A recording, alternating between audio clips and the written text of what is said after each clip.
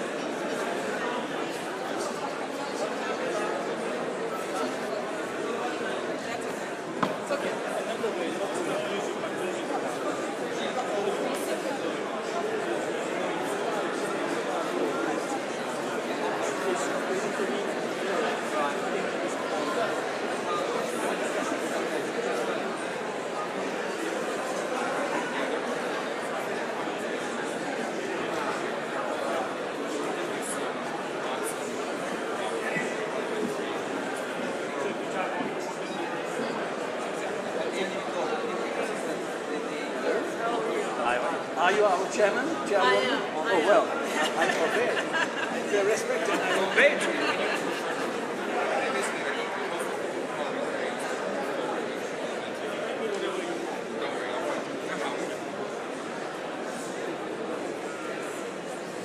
Well, on this week.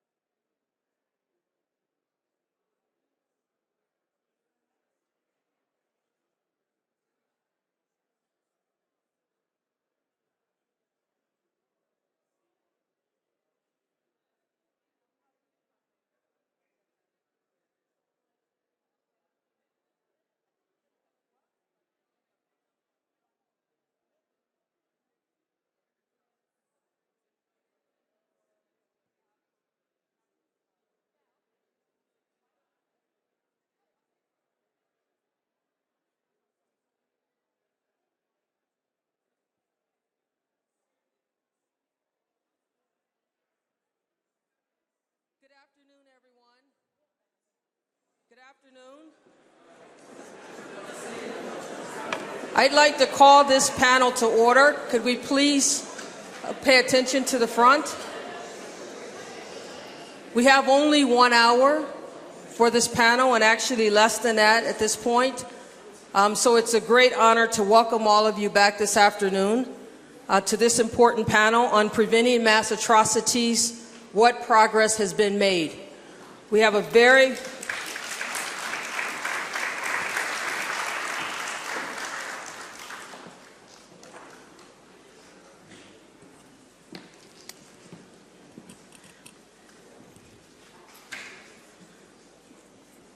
say good afternoon to the First Lady.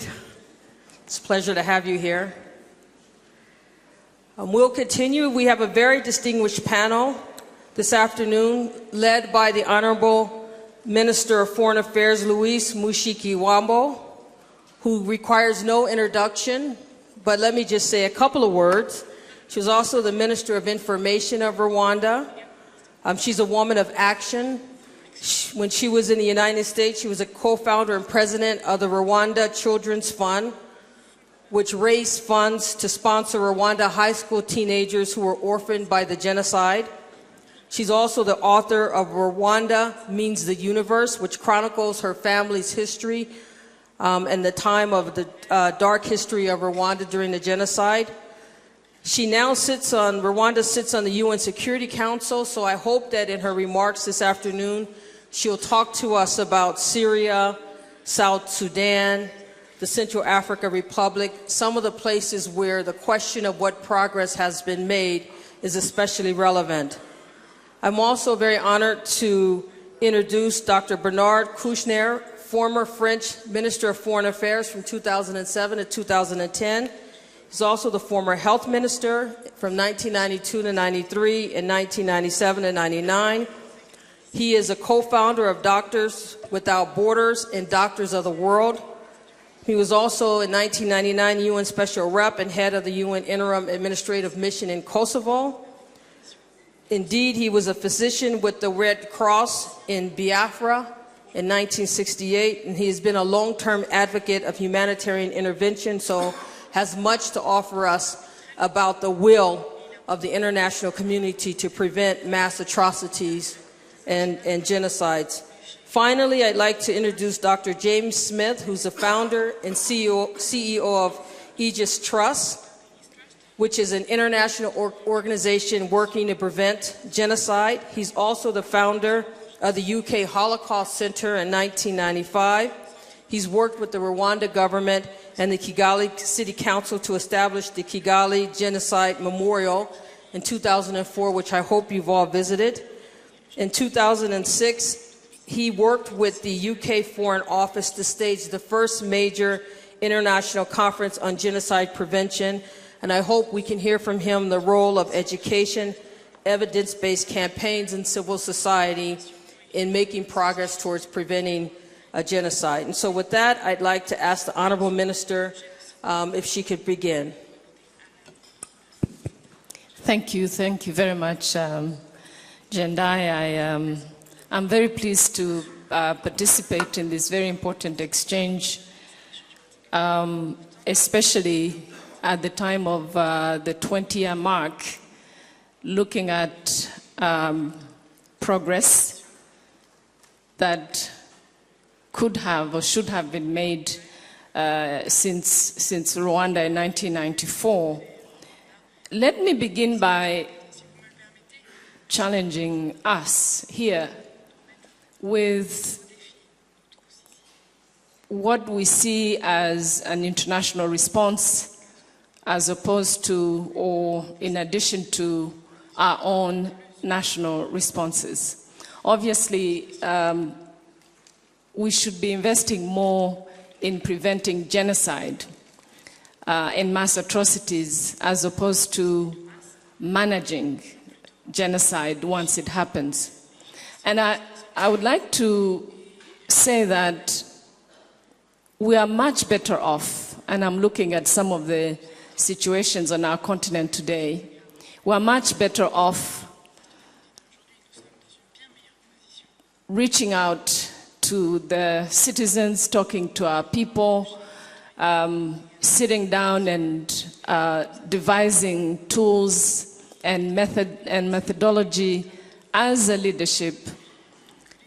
And then if the international system happens to care and want to contribute, then it's fine. But I think we should start looking more and more in regions and countries where there is conflict that could erupt into genocide by concentrating much more at home.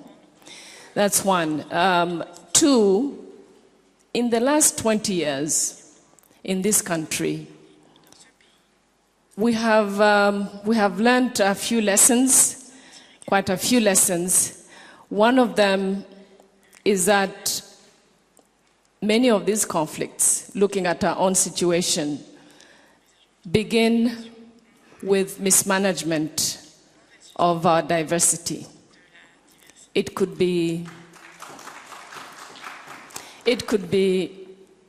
Hutu Tutsi, it could be North South, it could be Christian Muslim, but we need to absolutely look into our system and see how we manage our diversity. There is not a single country, at least on the continent of Africa, which is the one I know better, where there are no differences with people. And the more we separate the politics of advancement from the politicking and the temptation by politicians to use diversity, which is otherwise a very good thing, into a dividing tool, the more we will move away from conflict in general, but certainly genocide.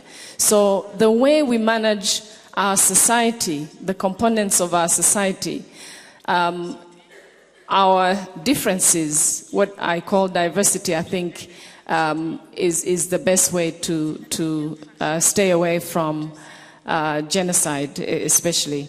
Now, you mentioned, Jendayi, the Security Council. I think we need to also stop thinking that countries and states are there to do good. I think it's a big mistake. It's a big mistake to believe that when you see the 5 permanent members of the UN Security Council and the 10 non-permanent members at any given time in New York, that they're sitting there to save the world. They are not. They are not. But that said, we are not inhuman, we are not indecent people, we mean well. We don't wish our world and our neighbors ill. But the more the average citizen, especially citizens of the 5 permanent members of the Security Council, understand that what is happening within the UN Security Council is much more protection of geopolitical interests of big countries, as opposed to saving the world, I think the better.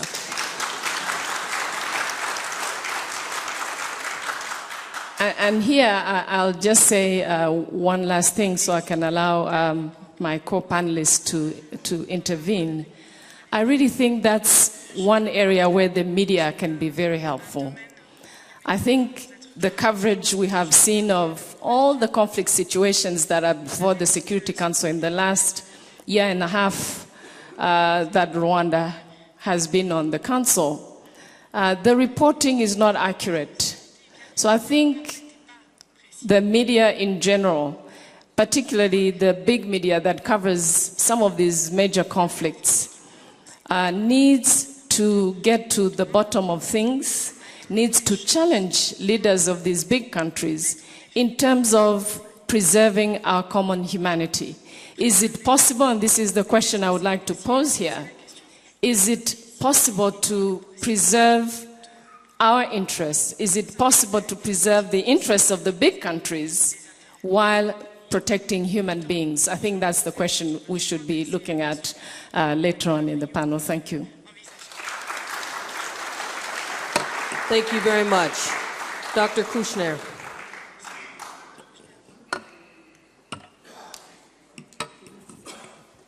Well, thank you. I guess being a French minister is difficult facing you, and certainly difficult to remain popular as a French minister. But I will try. And I will try it in French. You were a country, a French-speaking country, don't remember that. Voilà. No, but it was not an insult. It was a fact. Bon, j'ai un très bon discours en anglais sur la généalogie et sur l'histoire de la protection et de Early Warning System. Je vais le faire imprimer, il sera à votre disposition, je ne vais pas m'en servir, mais juste vous dire que beaucoup d'efforts ont été déployés par des gens très motivés, par des militants, pour que les massacres soient évités, soient découverts, soient connus et parfois évités. Eh bien, en dehors pendant la guerre des Balkans, des casques bleus envoyés en Macédoine, ça n'a jamais marché. Jamais. Donc quelque chose doit être inventé complètement. Alors d'abord ici, je voudrais dire que sans connaître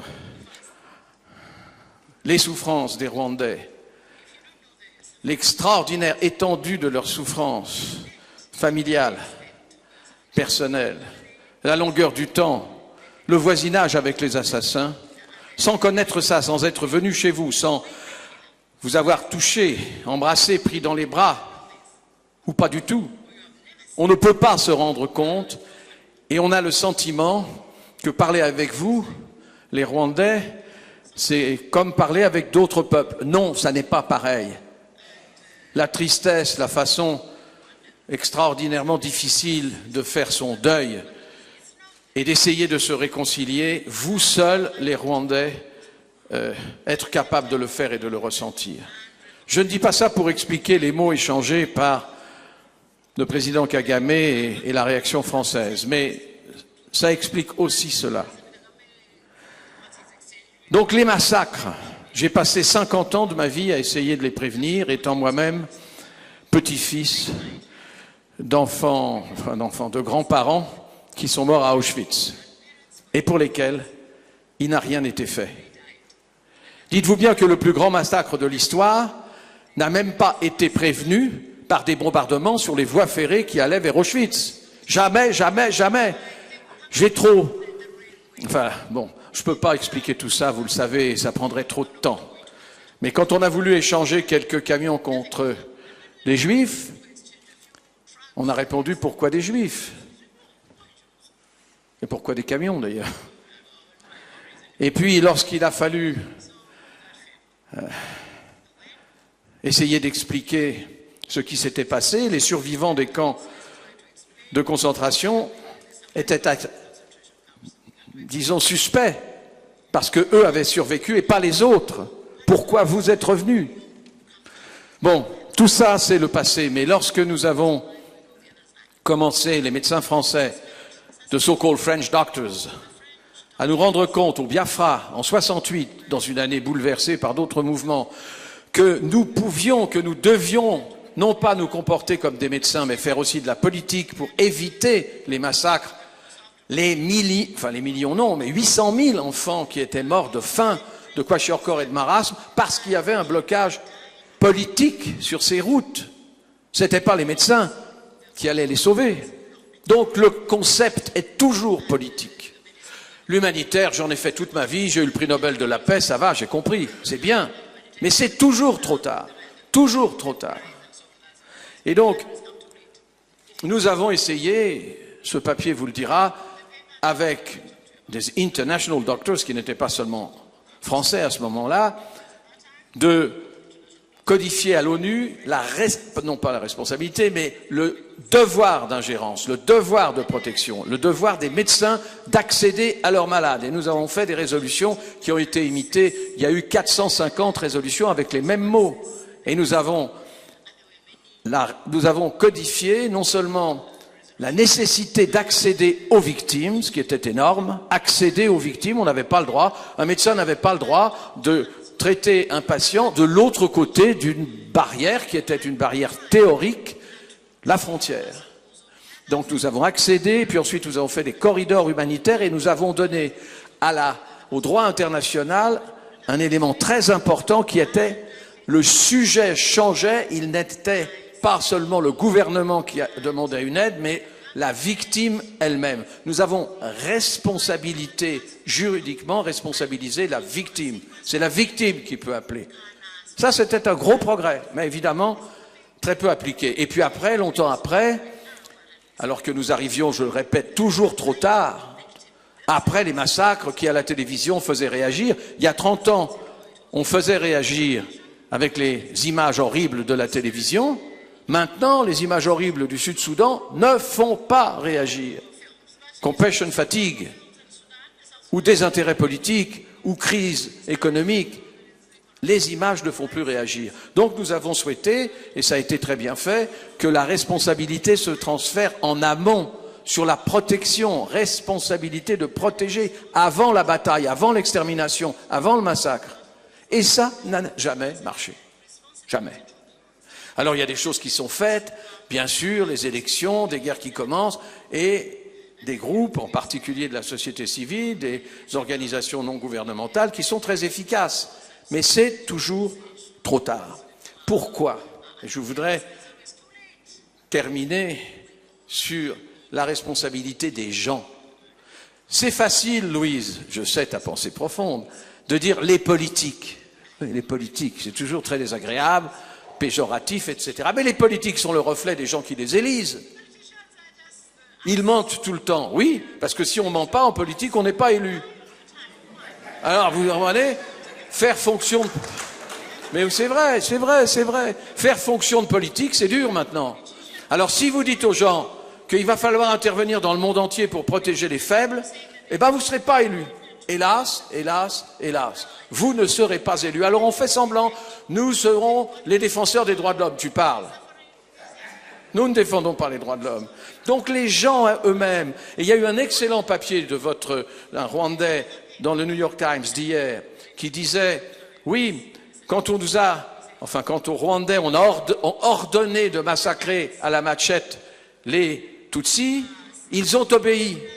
Et puis après, quand on leur a dit il faut se réconcilier, ben ils ont obéi aussi.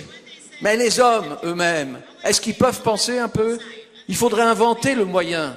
Et c'est la société civile, ce sont les ONG. Et c'est ce que vous avez fait de proposer pour les parlements une organisation internationale, c'est aussi une marque pour dire nous devons nous exprimer en dehors des politiques, sans leur accord, contre eux si c'est nécessaire. Et ça, voyez-vous, ça serait peut-être, parce que la responsabilité de protéger, elle doit être mise au point par les parlements, par l'ONU, etc. Et Louise a bien décrit, tous les jours, au Conseil de sécurité, vous avez des plaintes qui sont portées, et on ne va pas décider à chaque fois de faire une opération militaire, c'est vrai. Et peut-être faut-il changer, mais alors, changer. Déjà, l'ONU fonctionne mal, mais toutes les tentatives qui ont été faites de réforme des Nations Unies, je vous assure que ça marche pas fort, hein. Ça va pas bien. Bon. Dernier point, mais peut-être... D'abord, il y a une réaction. C'est parce que je dis dernier point que vous applaudissez. Last word. Écoutez, d'abord, devant de tant immenses massacres, devant quelque chose d'insupportable, les gens, un par un, demandez à tous les psychologues, à tous les psychiatres de la Terre, ils vous diront que d'abord, on veut nier le massacre. Et d'ailleurs, l'expression, c'est pas vrai. Ah, c'est pas vrai que c'est arrivé. Mais oui, c'est vrai que c'est arrivé. La tentation du négationnisme est une tentation terrible. Elle est aussi dangereuse que la tentation du nationalisme. En ce moment, dans le monde, et en Europe en particulier, il y a un retour du nationalisme. Eh bien, le négationnisme naît aussi de ça. Quand on dit la France n'a pas été capable d'être aussi conservateur et on l'accuse à tort, etc., il y a aussi un réflexe nationaliste pour défendre son pays. Et donc, les négationnistes commencent à instiller le doute dans votre esprit. Mais non, ça ne s'est pas passé comme ça, ça ne peut pas se passer comme ça, etc. Ça peut se passer comme ça. Mon expérience de 50 ans de guerre et de massacre m'a fait dire, affirmer cette petite phrase que je vous donne. Chaque homme est une guerre civile. Chaque homme est capable d'être une guerre civile. Vous forcez un peu les gens et les plus grands massacres peuvent arriver. Alors, il y a eu beaucoup de choses qu'on pourrait souligner maintenant, mais pour essayer d'être positif, il faudrait inventer un early warning system qui soit presque automatique. Nous avons essayé avec le gouvernement français il y a quelques 20 ans, etc. C'était pas possible, à 25 ans. Avec Gareth Evans et les gens de la responsabilité de protéger, on a essayé aussi. Il faudrait qu'il y ait un déclenchement automatique, peut-être pas par les politiques, peut-être pas au Conseil de sécurité, parce que là, il y a le veto et il y a des gens qui ne veulent pas intervenir, mais qui serait une manifestation de protection humaine comme la vaccination, quelque chose qui ne serait pas discuté, pour que dès que à la fois le prix des denrées, la difficulté, les affrontements religieux, les affrontements sociaux et le début des massacres intervient, il faudrait qu'il y ait un mécanisme qui vienne pour au moins enquêter sur ce qui se passe et peut-être porter une alarme qui serait alors en liaison avec un comité des parlementaires comme vous l'avez demandé et en liaison avec les derniers militants des droits de l'homme, qui sont aussi assez fatigués, et qui sont les sociétés civiles. À force de dire droits de l'homme, ça ne veut plus rien dire. Parce que les présidents ou les nations qui disent s'intéresser aux droits de l'homme, ce n'est pas celles-là qui s'y intéressent. Celles-ci, et c'est normal, sont prises par les difficultés économiques, par les pactes, par l'équilibre, par les alliances, etc. Même si on a le mot droit de l'homme à la bouche, c'est pas pour ça qu'on intervient. Alors s'il y avait un dispositif civil pour intervenir obligatoirement, cela devrait être, je sais pas, assermenté, qui n'est pas à choisir gauche ou droite, religion catholique et musulmane, etc., etc. D'ailleurs, je vous signale qu'ici, au Rwanda, ils étaient tous chrétiens. Alors c'est pas une raison, hein. Ça protège rien du tout. Enfin, bon, on pourrait avoir quelque chose d'automatique, de neutre, une espèce de Croix-Rouge internationale, c'est International Committee of the Red Cross, préventif. Et on n'empêcherait pas la Croix-Rouge de passer car elle ne représenterait pas des éléments politiques qui gêneraient éventuellement les populations. Voilà, mais à part ça, je ne suis pas très optimiste. Quant au reste, j'espère qu'entre mon pays et le Rwanda, alors que nous avions fait des progrès très importants, alors que nous avions, par des visites respectives des deux présidents, le président Sarkozy, le président Kagame, alors que la justice était passée, alors que nous n'avions eu que 20 ans d'attente, mon pays est lent, mais un jugement avait été porté contre un génocidaire dans mon pays. Enfin, je pense que les choses s'arrangeaient et je suis très triste, profondément bouleversé, qu'une petite phrase qui, après tout, n'était pas tellement significative et ne visait pas précisément une action française. De l'autre côté, dans mon pays, l'élémentaire de la vérité ne soit pas facile à dire. Et donc je propose, dernière chose, je propose fortement que comme pour la Belgique qui nous a donné l'exemple d'un débat parlementaire avec des juges, d'un débat dans la nation, long, avec des historiens, avec des témoins, j'espère, et je suis prêt à l'organiser si les présidents Kagame et Hollande voulaient bien y consentir, que soit enfin créée une commission de vérité et de justice entre les deux pays qui pourrait peut-être renouer cette amitié nécessaire et pour laquelle je prie, mais évidemment, comme je ne crois pas en Dieu, ma prière ne s'élève pas beaucoup. Merci.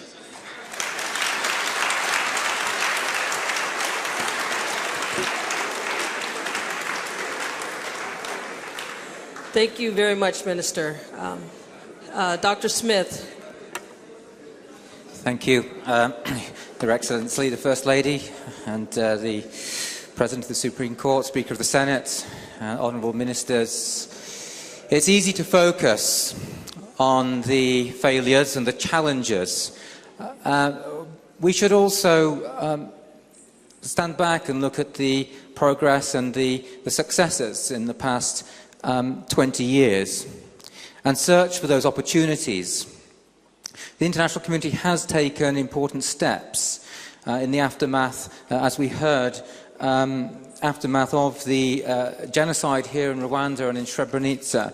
The UN Secretary-General did ask in his 2000 Millennium Report, what do we do in a situation in future? Should there be a future Rwanda? How do we balance this, the intervention to protect civilians from genocide and mass atrocities balanced against state sovereignty? And this led, as we know, in 2005 at the UN World Summit to the largest gathering of heads of state and foreign ministers ever, and led to the world embracing the principle of the responsibility to protect.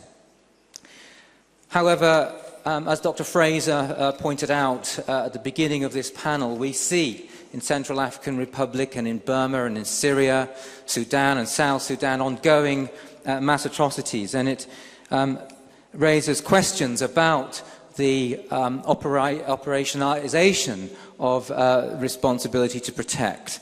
And Also about the capacity and the willingness, as the Minister of Foreign Affairs said, of the institutions in the commitment to prevent mass atrocities. I think when it was set up in the aftermath of the Second World War, the UN Security Council was probably the most practical structure, and it was probably the most practical structure and constitution at that time. Sometimes we need to remind ourselves that the purpose of the UN Security Council is to maintain international peace and security. And we shouldn't be shy about pointing out the limitations. The Foreign Minister hasn't been shy at pointing out the limitations of the Security Council. But if there is incontrovertible evidence that a group of people are being targeted for genocide or crimes against humanity, why would any nation, for however powerful and for whatever reason that they have a seat as a permanent member on the Security Council for reasons of history or power, why would any nation wish to have a veto to protect civilians from these horrendous crimes that should not occur to any people and in any state? And I'm certainly supportive of the campaign of the Global Centre of the Global Centre for Responsibility to Protect, who are speaking to members of the General Assembly about this very issue. However, we know that international mechanisms will be slow to change. They will be more reliable in serving their own interests and in protecting the people at risk around the world of mass atrocities. And so we do need to look more closely at the regional and national, at a regional and national level, of how capacity can be built and supported and strengthened. We have seen change and development in providing security. We only need to look back 20 years, and while there were African nations, as we heard yesterday from Ghana, Senegal, here in Rwanda as part of the UNAMIR, in general the response of the Organisation for African Unity was really barely a flicker 20 years ago when the genocide was happening here, and yet now we see 20 years on, a country that has been brought up off its knees, being the first to provide security in 5 battalions in the places of highest risk for civilians in Darfur and in South Sudan, and now in the Central African Republic, as Rwanda sends its troops to be part of the effort to protect civilians.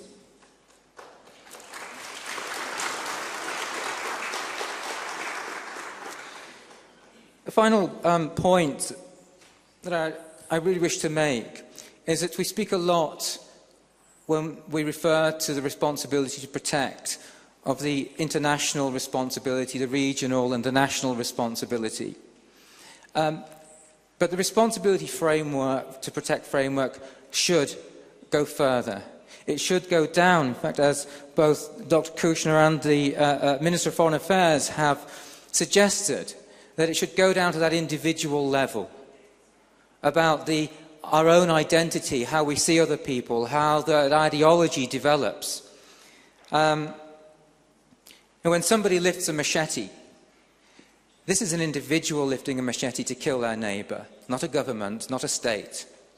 And indeed, when an individual goes out of their way, as happens sometimes in Rwanda, to rescue their neighbour, this was an individual, not a state, protecting that individual. And we can learn much from this. How we can, as has said in the previous session, how we can join hands and join forces.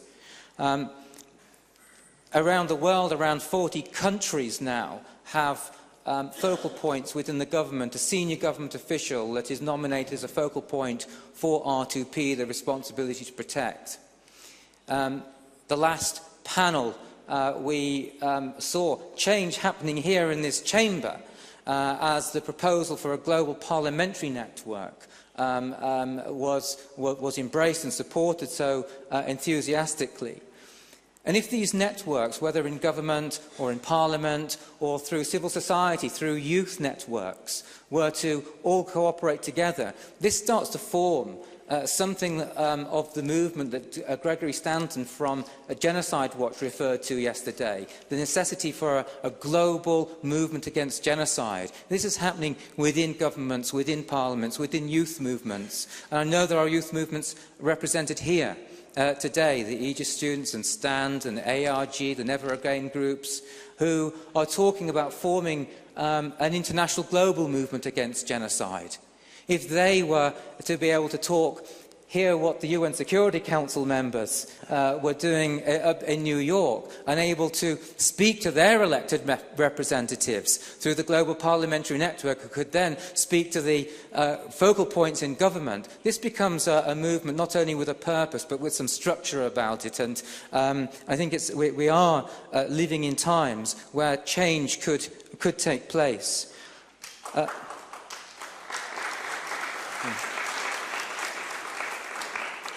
But that change needs the will.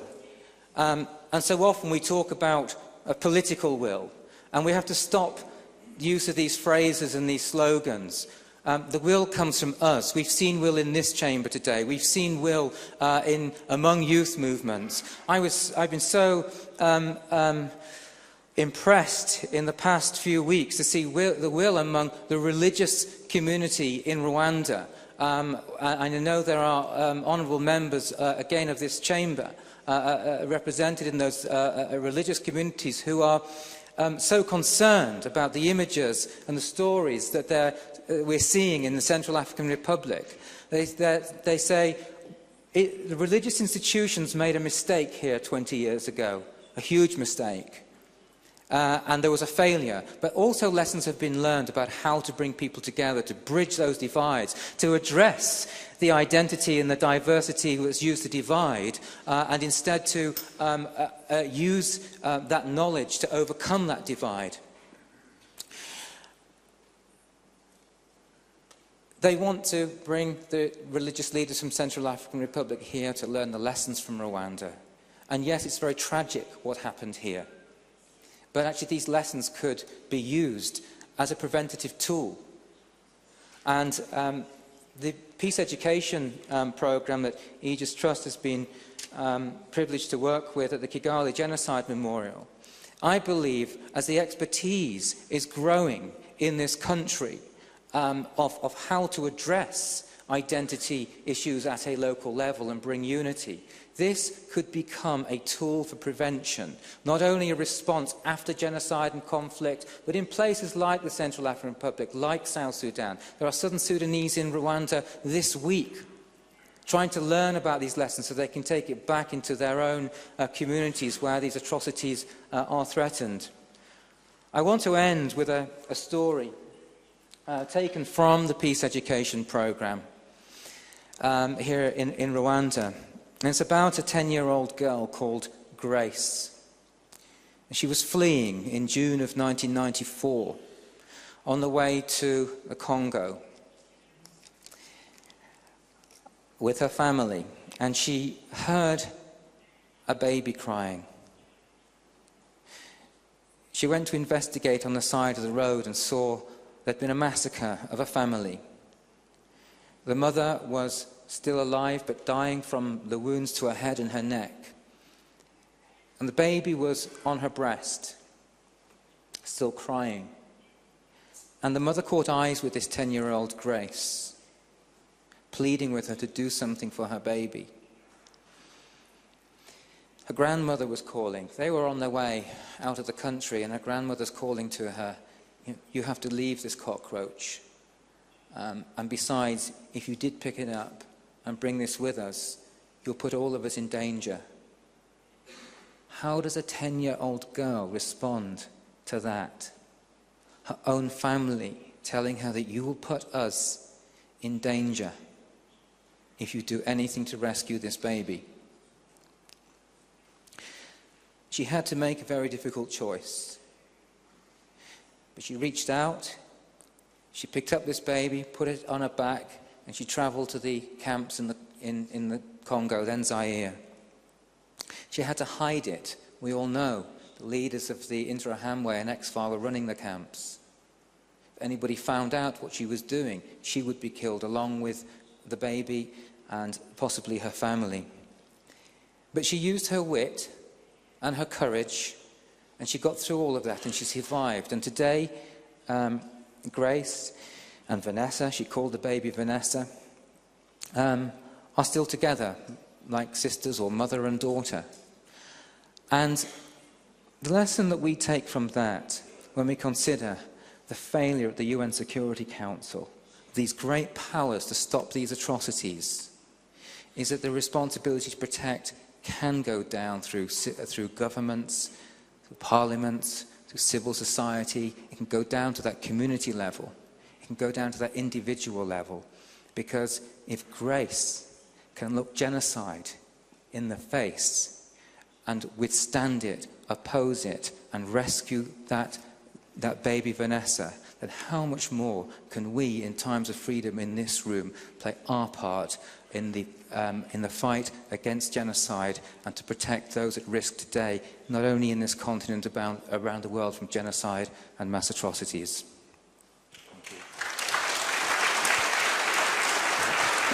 Thank you very much, Dr. Smith. We now have 10 minutes left for questions from the audience. It's very important to focus on concrete measures.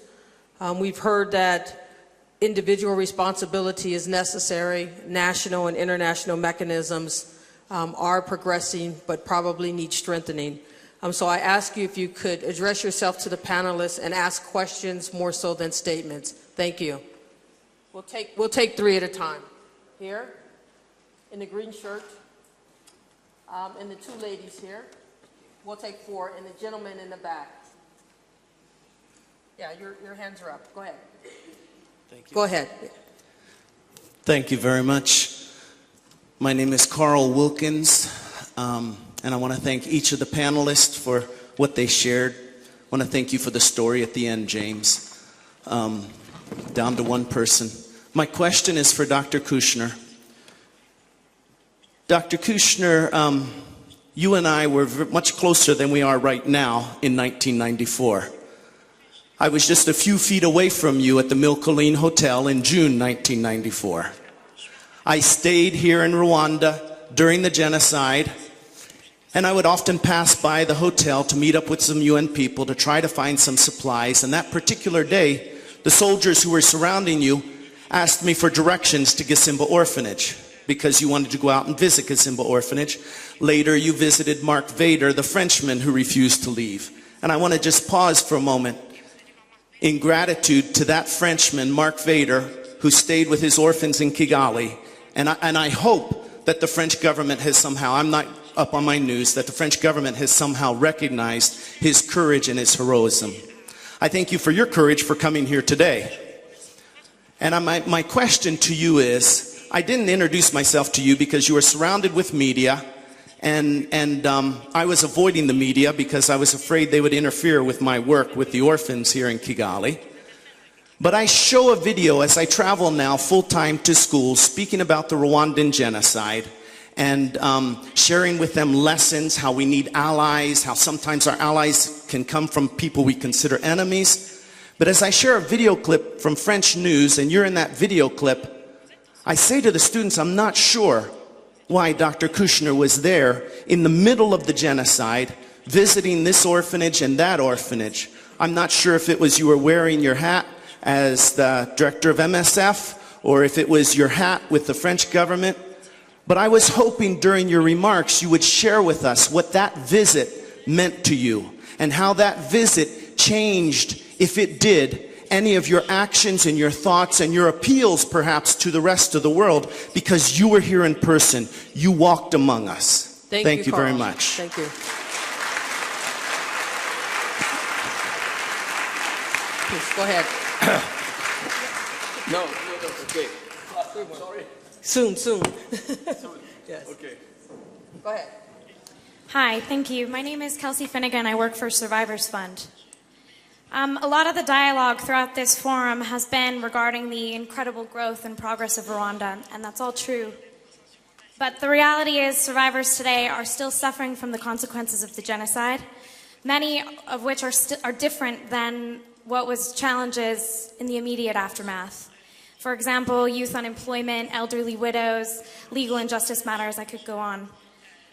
Despite the money spent on the ICTR to bring perpetrators to justice and the... Please, a question. I'm getting to it, please. Okay. And numerous UN resolutions calling to claim that they will support survivors, no international mechanism has been established to support victims. And this is unacceptable. I can tell you as a member of a survivors organization, we're finding it incredibly difficult to access support from the international community. So my question is, for the panel, what are your thoughts on the establishment of an international reparation fund for survivors, which would provide them finally with a sense of justice and support them to overcome the challenges that they'll surely continue to face in the years ahead? Thank you.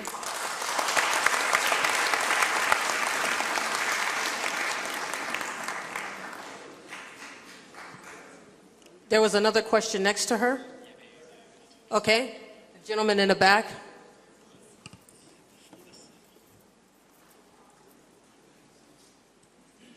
Thank you very much. She asked my question. Wonderful. That was my question. Wonderful. Minister, you can answer now. May I stand up? Yes, you may. Thank you very much. Absolutely. It gives me a little feeling of life. My dear comrade, you were there, I was there, and did I really learn something after that?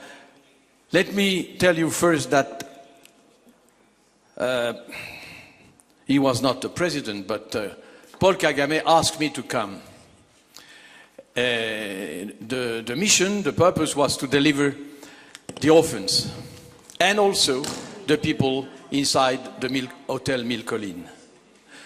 Long story. As I was a French, it was difficult to, let's say, to convince my good friend Romeo Dallaire at the beginning because we had a bad reputation. And I asked Kofi Annan to give me a sort of official paper, not to represent the UN system, but a bit. Yes, I told him, and it was the best, the deal. If I succeed, it's your success. If I failed, it will be my failure. Sometimes it works. And so I was more or less representing the UN system. The orphans I discovered in that time were suffering, of course, in the orphanages, but I have learned, and I didn't know that the parents were in the roof. And when I visited the places, the director of the orphanage used to point the roof. And at the beginning, I didn't understand. And so a lot of the parents, mother and father, were hidden in a terrible heat in between the roof and the ceiling. So it was an additional reason to deliver the children and the parents. But Kagame wanted me to deliver the people from the Mille Collines before. So it was a little dispute because in the Mille Collines they were protected more or less by Tunisian blue helmet soldiers. And it was, okay, but we succeeded anyway. We succeeded, and Romeo Dallaire promised us to use guns and arms if it was impossible. And I had to negotiate with the government of the genociders in telling them that will be on a very precious day and a very hour, will form a convoy to protect the people. And of course, the answer of the genocider was to attack my convoy on my way back to Kigali, and they killed some persons, and it was a bit difficult, but well, we succeeded. So what was my feeling? What was my conclusion? My conclusion was exactly the same one I offer you. If every man is a civil war, and every woman,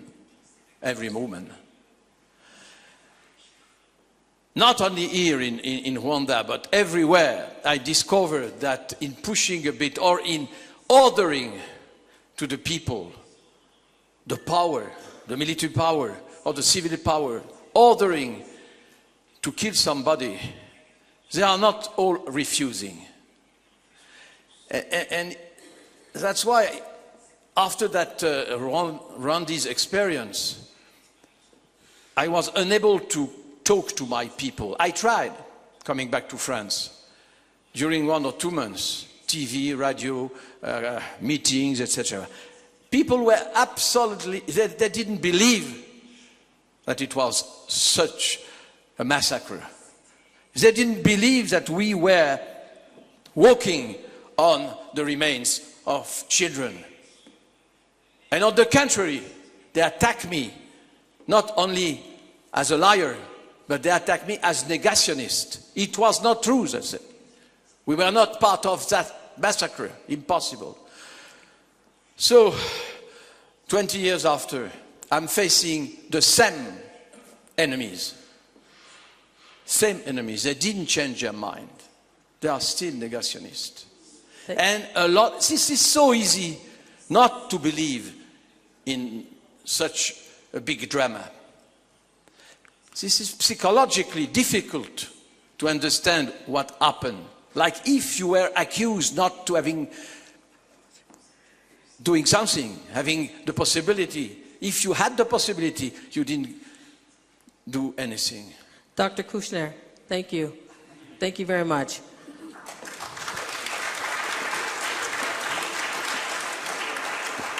We have just 5 minutes left. No, we don't. Thank you.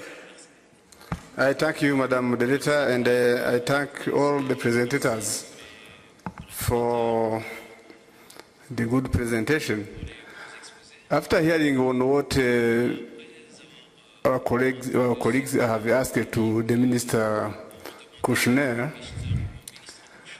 I still wonder the reason why, after that story on how it happened in '94, saving those kids, saving the people in Milikoline, where our president has been involved, the President Kagame has involved in those negotiations. Now we leave Rusesabagina took the whole story, actually becoming one of the denier of the genocide, because he's saying what he didn't do. So I would want to hear either from Benda Kouchner, either from Minister Louise, what you could say about that, because it is a shame too to the international community, to the Rwandan people. So I would want to hear a bit. Thank you. Thank you. Perhaps what we can do is ask Minister Louise to start, but I would also ask if you could answer the question in wrapping up. I would ask each panelist perhaps to take 1 minute more so to wrap up. Thank you, Minister Louise. Thank you very much. Just very quickly, I wanted to say something about France and Rwanda. Bernard being here and what we have in the news. And I really want us to be very candid about things. I happen to be the Minister of Foreign Affairs, but that official France in the early 90s, all the way to the time of the genocide, wronged this country is a fact. It is a fact. military, political officials, not the country, individuals with specific responsibilities. So the comment in the upcoming article in Jeune Afrique by President Kagame is neither new nor surprising. So we have had testimonies, we have had films, we have had books. So I think, especially in light of the comment by James earlier, individuals would have, especially for our two countries to really start getting along, we will have to face the truth. The truth is difficult. The truth of being close to anybody who's associated with genocide, understandably, is a very difficult truth to accept. But I think we would have to reach a point, and I think mostly perhaps ordinary French people and ordinary Rwandans, perhaps we need to move away from the politicians. But it will become impossible for our two countries to move forward if the condition is that Rwanda has to forgo its history in order to get along with France. I think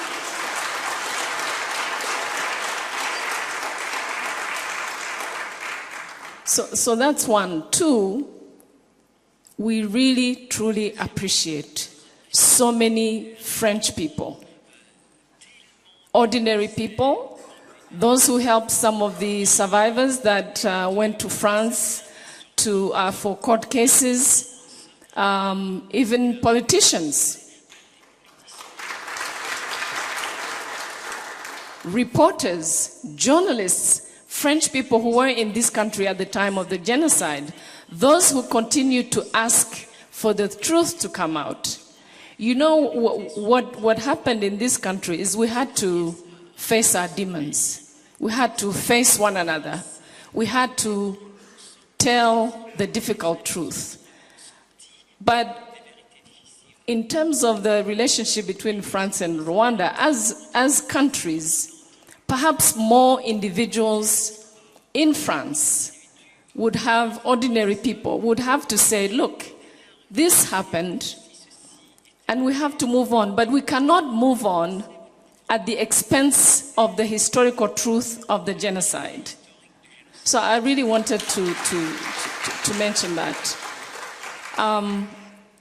Now, to wrap up, again, individual responsibility, our own home front, what we are doing with and to one another in our societies. I think that is the best lesson we can learn. That is the best prevention we can have. Sharing amongst ourselves. James mentioned Central African Republic. We have some colleagues already in Kigali from the South Sudan who are here at this time, and we are really grateful.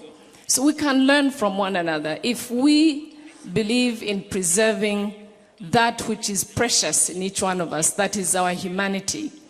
If we believe in protecting when we can, why is it so complicated for some UN official to resign, for example? What is losing a job next to 1 million people losing lives? So I think we need to put genocide in its context, which is the worst crime that could be committed, and weigh that against some of the political risks that Bernard talked about, and really take seriously the protection of our humanity. Again, each individual has a responsibility, and I think that is the best way to protect one another. Thank you very much, Minister Louise. James, if I could ask you to please respond to the question about the support for survivors. Thank you so much for that question. It's immensely important that during this period we do not forget survivors. Thank you. I want to make a distinction between reparation that you have mentioned and more general support for survivors. The government of Rwanda has supported survivors over the past 2 decades through FARGE, the Survivors Fund, and there have been all sorts of initiatives, including the First Lady's and Mbuto Foundation. Reparation is different. Reparation is part of justice. Transitional justice in that broad sense for survivors. It's recognising that these crimes were committed against them, and in the same way that the international community supported the founding of the ad hoc tribunal, the ICTR, in order to pursue justice. Reparation is also pursuit of justice, and the international community played a role in what happened here, the specific question you mentioned was about an international trust fund for reparation, and I think that helps to separate it out from some of the difficulties within the government of Rwanda, who on the one hand are providing support for survivors, and on the other hand this is something else potentially coming from outside. But I think an international trust fund would support that broad pursuit of justice. It would enable the international community to continue what they've started with the ICTR, but specifically say to survivors who often felt disenfranchised from the process of justice that now we're looking at you. We've heard the judgments at the International Court. Now we're looking at you, and we're going to find a way to provide some material support. Nothing that you can put into an international trust fund survivors will turn the clock back, bring back their families and pay any measure of compensation for what happened. So this is in the same way that you pursue justice. It has to be more than a symbol. It should be material support. But I very much support that question. Give out just one final comment about this need for support for survivors that I think is important for us in this room and for Kwibuka to consider. And that is, despite all the support that's been going on, there was a study by Aegis that showed 1,400 elderly, vulnerable survivors. And I think that's something that we, even in civil society, in this chamber, around the world, can fix. We didn't stop the genocide, but we can help prevent some of the consequences of the most elderly, vulnerable people who have neither family or social support. Thank you very much. Thank you. Thank you.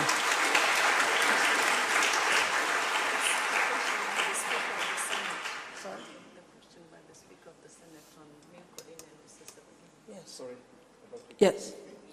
Yes. Can you answer the question from the Speaker of the Senate about Milcoline?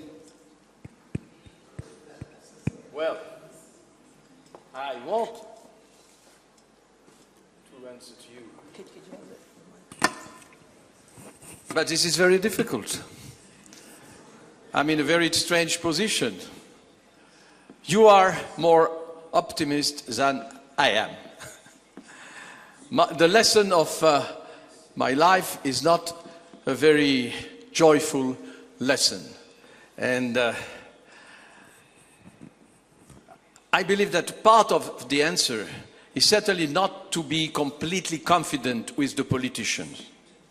Not only because, as I told you, they have to be elected, and if you are not lying, you'll not be elected, etc. No. But this is so heavy, and Louise told us that.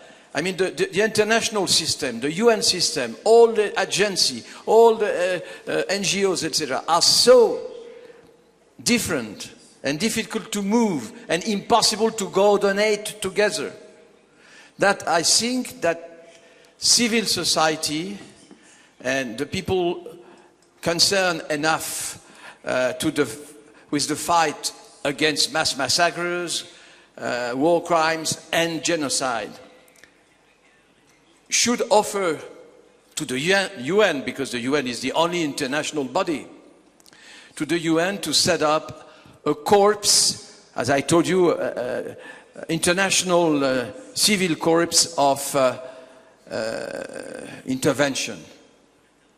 Crossing the border. At the beginning, when we tried to set up Médecins Sans Frontières, Doctors Without Borders, we were blocked by the border. And step by step, we offered to the rest of the world the possibility to support us crossing the border. But we were absolutely outlawed. So this group of people should be outlawed by definition. But offering help and attracting the public attention to a particular place. Let's talk about Southern Sudan, because this is the last one, but not the least. In Southern Sudan, they fought together, the Nuers and the Dinkas, 35 years. I was part of that. I was close to John Garang, etc.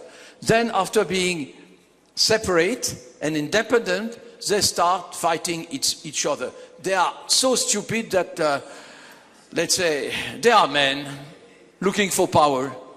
So we didn't do anything because it was really surprising the way they were killing each other. If we had this particular group, it was easy to go to Juba and to go to Abyei on the other side with some material and to prove that the world attention was concerned by this new massacre. But in fact, my dear... Last one, because the but question I think, was... Sorry, but I think that I had already answered... No, not him. Okay, him. so... Okay, this exchange is one last... Je vais expliquer ça en français. C'est mieux, je crois. So you can understand.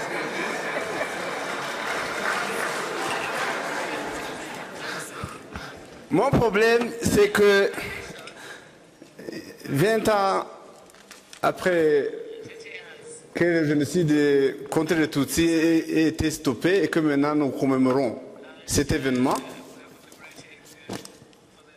le héros des 1000 collines est Rusesabagina. D'après la petite histoire que vous nous avez racontée, et vu la situation de 1994 où les Interahamwe et les militaires qui tuaient étaient farouches, et où finalement la communauté internationale ne jouait plus aucun rôle. Le commandant adjoint qui est assis derrière moi peut le témoigner. Comment est-ce qu'au niveau international aujourd'hui, où nous commémorons pour la 20e fois, on laisse le terrain à Rusesabagina? Vous voyez ce qu'il a écrit aujourd'hui dans les journaux? Il se réclame toujours le héros, le sauveur des Tutsis et des gens qui étaient cachés aux 1000 collines. C'est ça que je voulais comprendre.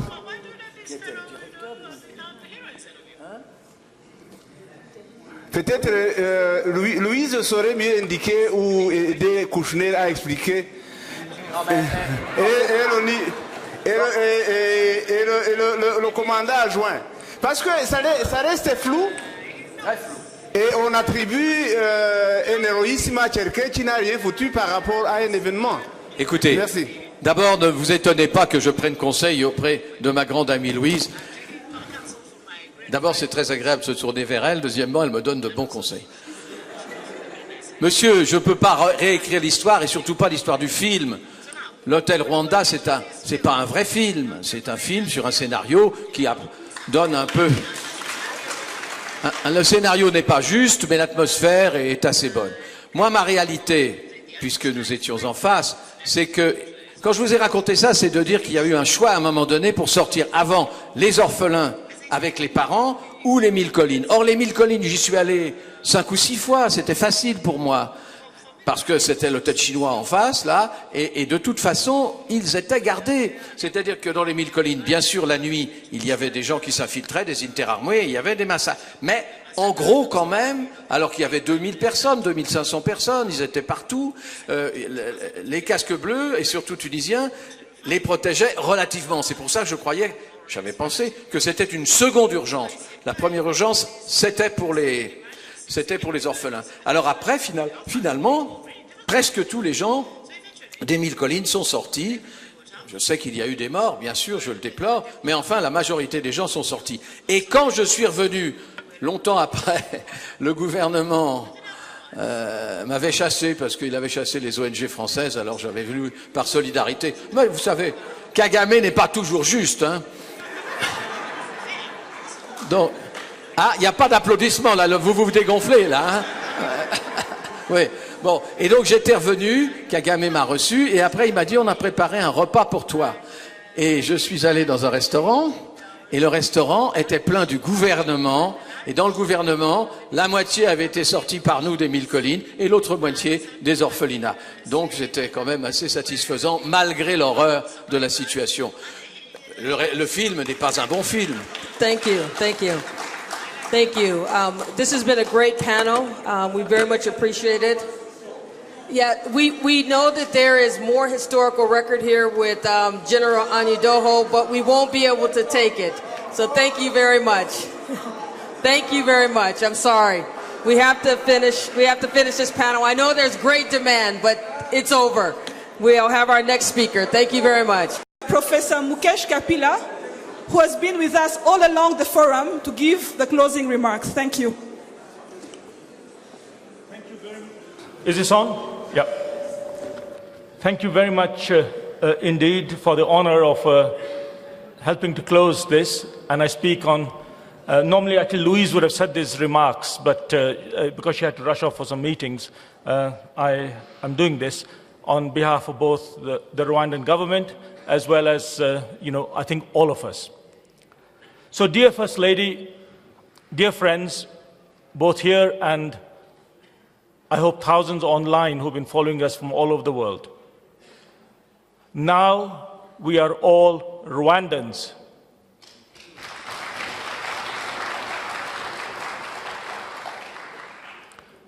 We are Rwandans for two reasons. We became Rwandans in 1994 when a massive crime against humanity was committed in this country. And as you know, a crime against humanity in one place is a crime against all humanity in all places. So we became Rwandan. Today, we reinforce our pledge to remain Rwandan because we came together and shared with the great candor what had happened, what had been learned, and so on. And we became Rwandans because the government of Rwanda and the people of Rwanda, who had every right to exclude us after how we let them down 20 years ago, instead said, come, visit us, talk to us, be amongst us, be with us. So we are Rwandans today. Now, so on your behalf, I think, let me thank the people of Rwanda, the government of Rwanda, and of course, this parliament and all the parliamentarians who are hosting us. Proudly they wear their scars on the building outside you saw 20 years ago, but bullets and mortars did not stop the renewal of this country. There will be a statement from the organizers, I hope capturing the main elements and recommendations and such like, which will be, I'm sure it will be published online. But there's one element that I would like to read out at the request of the parliamentarians, and it's important enough for me to read out in full. This is a statement of commitment by parliamentarians. As elected representatives, we pledge to work collectively to support and encourage our national governments to prevent mass atrocities and genocide, to ensure that they uphold both their legal and moral commitments to protect civilians at risk and to prevent incidents of mass atrocity and genocide. We commit to develop a global network of elected representatives for the prevention of genocide and mass atrocities in order to identify and share best practices by legislatures in the prevention of genocide and much more. So there we have at least that commitment and many others.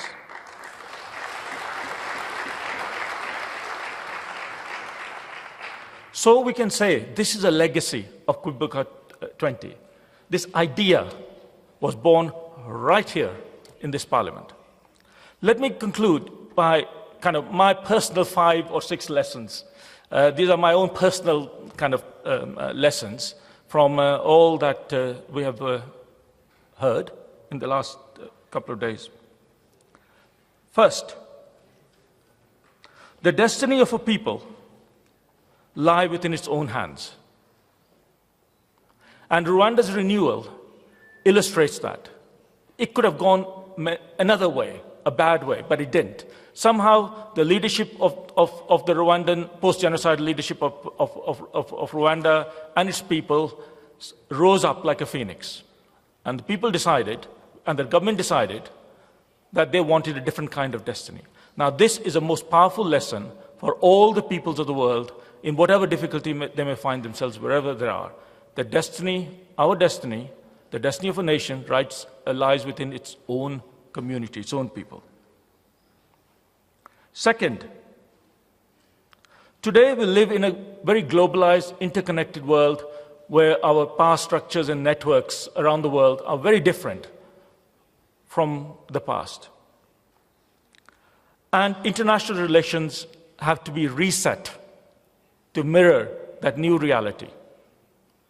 The self-interests of a few nations cannot hold back the collective global interests of the whole of humanity, as Louise said. And so, as citizens, we have a chance to reshape that international order. Either we can allow this to be done on our behalf by those who may have interest to preserve, or we as citizens, wherever we might be in the world, can take an intelligent interest and build the world we deserve. Thirdly, the debt of history has to be paid. The ledger where all facts are recorded, good and bad, has to be completed. For some countries, it may take somewhat long, but the dead are very patient. They will wait till eternity if necessary. But the ledger of truth has to be fully written up. It is only a matter of time. And those countries around the world who are still resisting their duty in that regard, they will find that they're on the wrong side of the ledger if they don't act. This is because the world is changing. Fourth, loads of things came up. Loads of ideas came up, loads of reflections came up, and Louise referred to it in particular in very strong and passionate terms that she always does. And that is the issue of individual and personal accountability. It is not just the perpetrators of crimes that need to be brought to justice. That, I think, is common ground. And progress has been made, and much needs to be done, but we are on the track. But also accountability of those who stand by and do nothing. And accountability of those who occupy high offices in our institutions, national and international, and hog those high offices, not to do their duty for the public,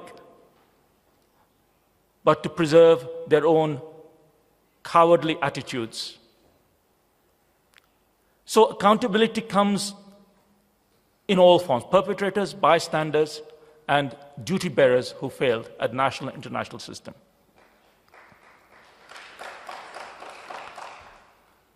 Let me just pause here and connect it to a previous point I made. Yes, the UN failed. Yes, other international systems also failed.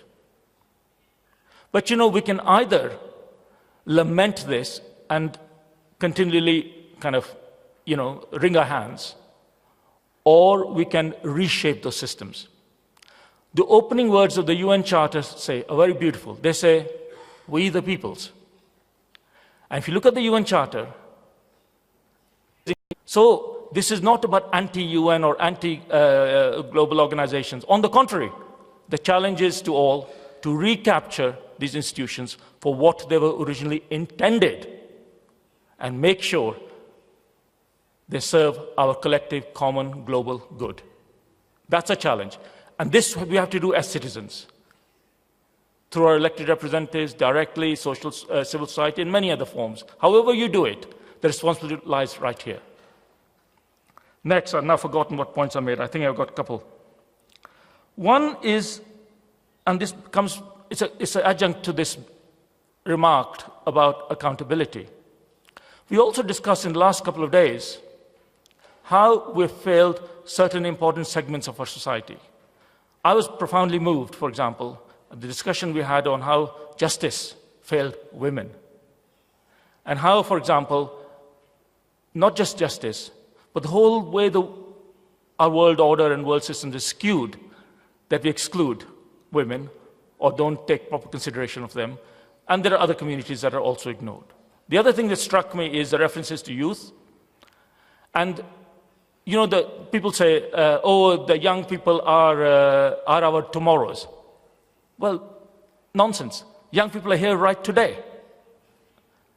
So when we talk about taking this broad approach to building the world we deserve, we will need to take specific and purposeful actions to correct some of the exclusions that are very prevalent in our society, in all countries.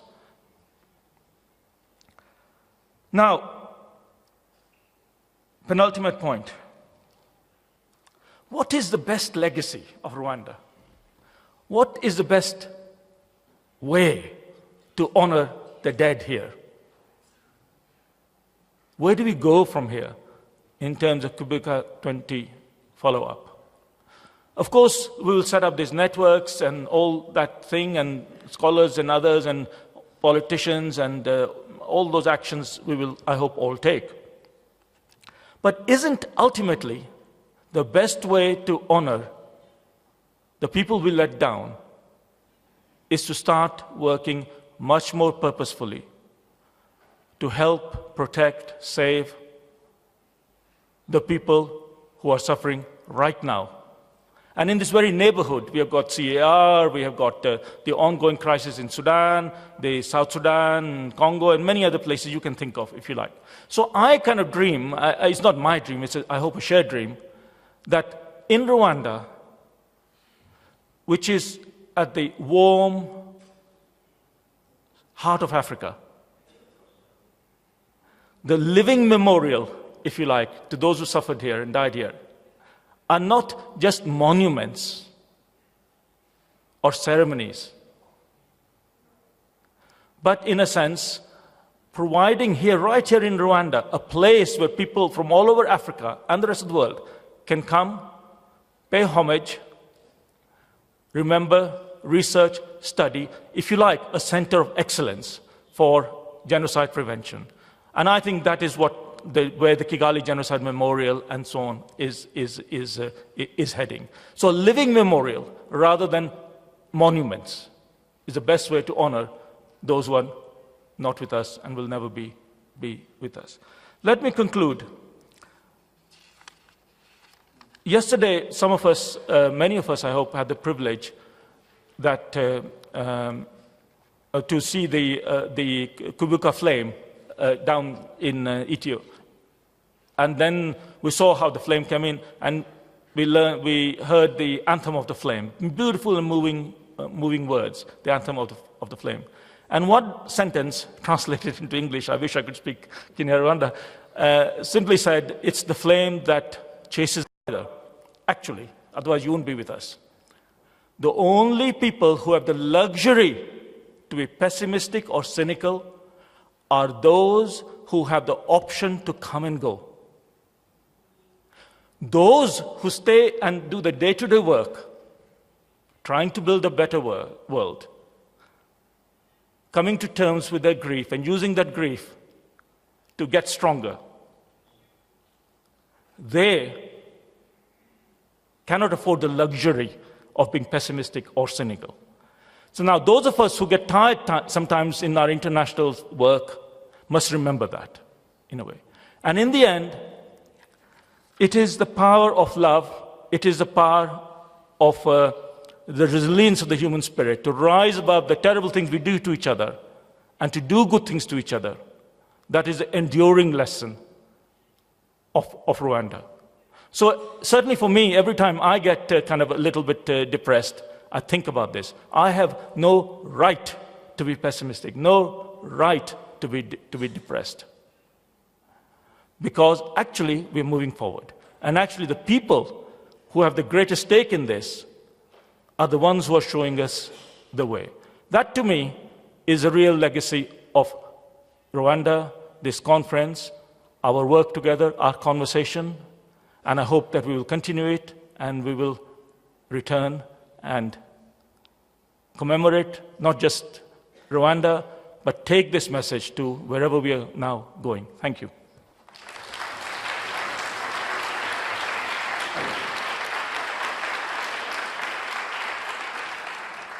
Thank you very much, Professor Mukesh Kapila, for your words of wisdom that close so beautifully this forum. I just have some couple of announcements before we break for lunch. First, we'll have 2 group photos.